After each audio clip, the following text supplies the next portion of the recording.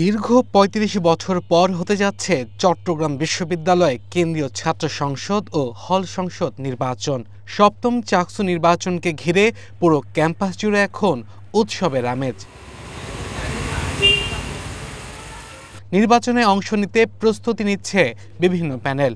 এবার একক, স্বতন্ত্র এবং সম্মিলিত প্যানেল গঠনের তোড়জোড় চলছে। ভোটকে সামনে রেখে ব্যস্ত সময় পার করছেন শিক্ষার্থী, সামাজিক ও সাংস্কৃতিক সংগঠনের নেতারা। রবিবার সকালে প্রথম দিনে মনোনয়নপত্র সংগ্রহ করেন ছাত্র ইউনিয়ন ও সমাজতান্ত্রিক ছাত্র ফ্রন্ট জোটের সম্মিলিত প্যানেল দ্রোহ পর্ষদ। এতে সহসভাপতি হিসেবে লড়ছেন সমাজতান্ত্রিক ছাত্র ফ্রন্টের সাধারণ সম্পাদক রিজু লক্ষ্মী অবরোধ।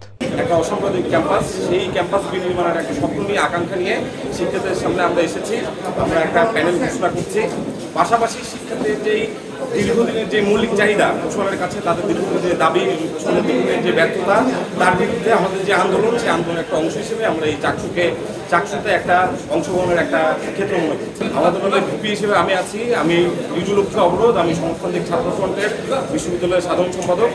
আমাদের প্যানেলে জিএস হিসেবে আছে বাংলাদেশ ছাত্র ইউনিয়নের সাধারণ সম্পাদক ইফাজুদ্দিন ইমু। প্রথম দিন মনোনয়নপত্র নিয়েছেন ২৮ জন। এর মধ্যে ৭ জন ভিপি পদে এবং ২ জন হল সংসদের জন্য ফর্ম নিয়েছেন। আমাদের আসলে বিশ্ববিদ্যালয়ের খেলোয়াড়দের তো অনেক সমস্যা, বিভিন্ন প্রকার সমস্যার সম্মুখীন আমাদেরকে হতে হয়।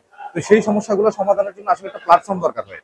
ব্যক্তিগতভাবে তো আসলে ওই সমস্যাগুলো সমাধান করা আসলেই সম্ভব হয় না। তো প্ল্যাটফর্মের জন্য আসলে ভাই চাকসুর নির্বাচনটা করা। আর ৩৬ বছর পর যখন চাকসু হচ্ছে, আমি এই সুযোগটা মিস করতে চাইনি আর কি। তো যেহেতু আবার প্রথম সবার আগে আমি মনোনয়ন নিয়েছি, এটা আসলে আরো বেশি আনন্দদায়ক। এদিকে নির্বাচনের চূড়ান্ত ভোটার তালিকা প্রকাশ করেছে নির্বাচন কমিশন।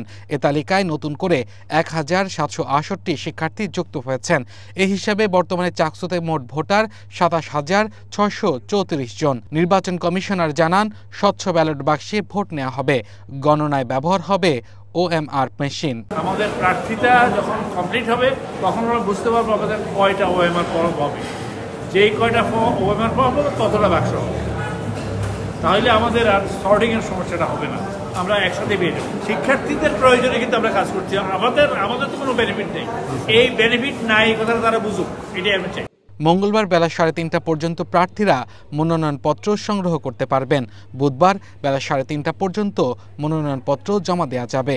যাচাই বাছাই হবে ১৮ সেপ্টেম্বর, আর ভোট গ্রহণের তারিখ ১২ অক্টোবর।